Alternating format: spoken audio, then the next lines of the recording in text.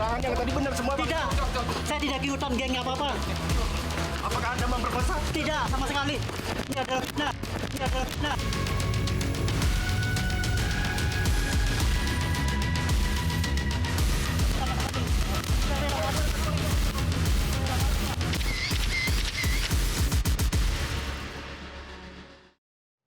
Setelah berhenti selama 8 tahun, pencarian dalang pembunuhan pasangan kekasih Vina dan Eki di Cirebon, Jawa Barat pada 27 Agustus 2016 silam mulai terungkap. Polda Jawa Barat akhirnya merilis tersangka otak pembunuhan Vina Cirebon, Peggy Setiawan alias Peron. Tak pelak kasus pembunuhan Vina dan Eki saat ini menjadi kasus yang pelik, sekaligus membangkitkan rasa penasaran publik. Pembunuhan keji terhadap Vina dan Eki pada 2016 silam akhirnya angkat bicara. Saksi membenarkan bahwa DPO yang berhasil diamankan, Peggy alias Peron, adalah salah satu pelaku yang berada di tempat kejadian. Dalam kesaksiannya, saksi kunci bernama Aib mengaku melihat peristiwa sebelum kedua korban ditemukan meninggal dunia. Ada motor lewat, terus dikejar-kejar. Pertama dilempari batu, dikejar sama dia, dipepet. Udah, berhubung sayanya takut juga di situ. Udah, akhirnya saya pulang lagi. Di saat itu abang nggak berada di lokasi habis melihat itu? Iya, saat itu saya berada di warung. Pelaku sekitar berapa orang itu? Pelaku, kalau bicara pelaku, ini yang lagi pada nongkrong dulu ada sekitaran 8 orang. Bang, di antara pelaku ini ada yang mengenali nggak, Bang? Kalau bicara mengenali, saya mengenali wajah semua ya. Kalau bicara mengenali namanya saya tidak tahu. Namanya itu siapa saya tidak tahu. Direktur Reserse Kriminal Umum Polda Jabar, Kombes Pol Surawan menyatakan, Peggy Setiawan memprovokasi teman sesama geng motor untuk mengejar korban Vina dan Eki hingga terjatuh. Surawan juga mengungkap, berdasarkan keterangan salah satu pelaku Peggy alias Perongla. Ketika mereka kumpul-kumpul sesama geng motor, karena mereka dibilang monreker, mereka manakala ada kelompok ekstasi yang lewat di jalan itu, mereka sering lempar dengan batu. Itu yang terjadi. Nah, pas ada kejadian, APS mengajak salah satu tersangka lain untuk mengejar korban ini, yang dia sampaikan bahwa ada masalah dengan itu. Kejar. Nah, masalah apa sedang kita dalami.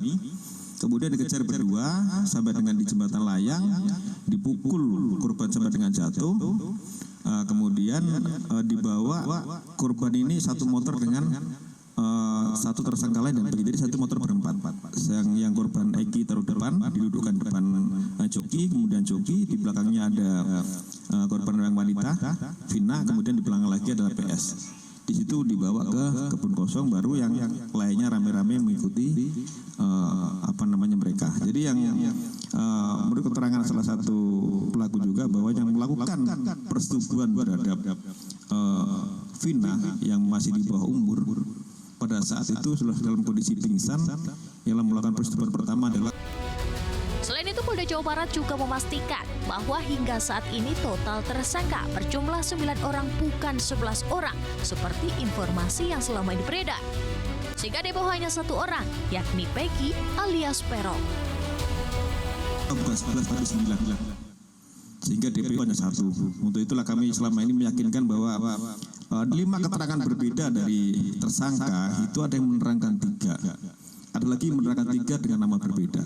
Ada yang menerangkan 5, ada yang menerangkan 1. Setelah kami melakukan penyidikan lebih mendalam, ternyata 2 nama yang disebutkan selama ini itu hanya asal sebut. Menangkap pernyataan tersebut, keluarga Vina dan kuasa hukum mempertanyakan terkait Polda Jabar yang menggugurkan 2 dari 3 DPO kasus pembunuhan Vina dan Eki.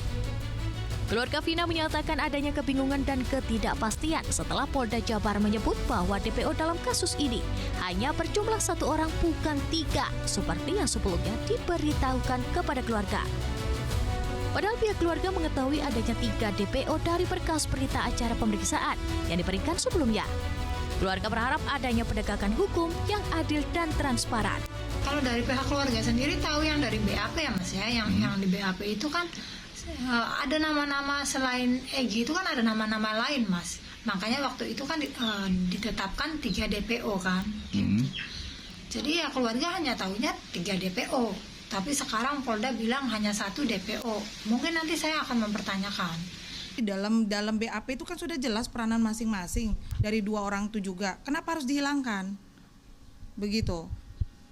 Ini yang harus tanggung jawab siapa? Siapa yang harus bertanggung jawab? Berarti Pak Jokowi harus turun ini, Bapak Presiden harus turun ini. Nggak bisa ini perkara harus dihilangkan begitu aja. Kami nggak mau, karena kami tidak mendapatkan jawaban yang jelas dari Polda. Kontradiksi 2 orang ini hilang itu menjadi masalah. Ya, karena apa? Disebutkan tadi penjelasannya, ya, ini adalah otak pelaku. Coba baca di putusannya yang sudah BHT. Kita kan daripada nanti bikin narasi yang spekulatif, apalagi provokatif, yang bisa dipegang sementara ini adalah putusan pengadilan yang saya hargai, dihormati, terlepas nanti ada yang PK dari pihak itu. Cuman di situ di konstruksi hukumnya sudah jelas, apalagi kita sandingkan dengan rekonstruksi yang dibikin BAP. Jadi penghilangan 2, katakanlah dengan alasan salah sebut, itu harus dijelaskan argumentasinya. Kalau nggak ada argumentasi yuridis, ya itu terjadi kontradiksi yang melawan putusan. Di sisi lain, Ketua Harian Kompolnas, Benny Mamoto yakin ralat DPO dari 3 orang menjadi 1 orang yakni Peggy Setiawan akan diungkap di sidang pra-peradilan yang diajukan pihak tersangka Peggy. Kalau kita mendengar statement-statement yang ada, dari 3 DPO menjadi 1 saja sudah mengundang perdebatan atau polemik tersendiri. Ini dari sisi pihak keluarga korban. Belum lagi dari sisi pihak keluarga Peggy, pelaku sendiri juga mengklaim bahwa kliennya tidak salah. Inilah yang nantinya harus dikelirkan. Saya yakin nanti di pra-peradilan ini akan dibuka secara transparan. Contohnya, kenapa sampai muncul 3 nama DPO misalkan. Itu dirunut dari keterangan saksi-saksi. Yang notabene mereka adalah terpidana. Yang notabene sekarang sudah menjadi warga binaan pemasyarakatan. Itu akan dirunut satu-satu sesuai dengan isi putusan, kemudian sebelum mencabut bunyinya apa, setelah mencabut bunyinya apa, kemudian saksi yang direkayasa itu seperti apa, itulah yang menurut kami akhirnya menyimpulkan seperti ini. Maka nanti akan diuji di pengadilan. Tak pelak kasus pembunuhan Vina dan Eki saat ini menjadi kasus yang pelik, sekaligus membangkitkan rasa penasaran publik. Pada saat yang sama kasus ini juga menjadi pertaruhan kredibilitas Polri. Apakah kasus ini akan dibuka seterang-terangnya? Tim Liputan, Metro TV. Jelajahi cara baru mendapatkan informasi. Download Metro TV Extend sekarang.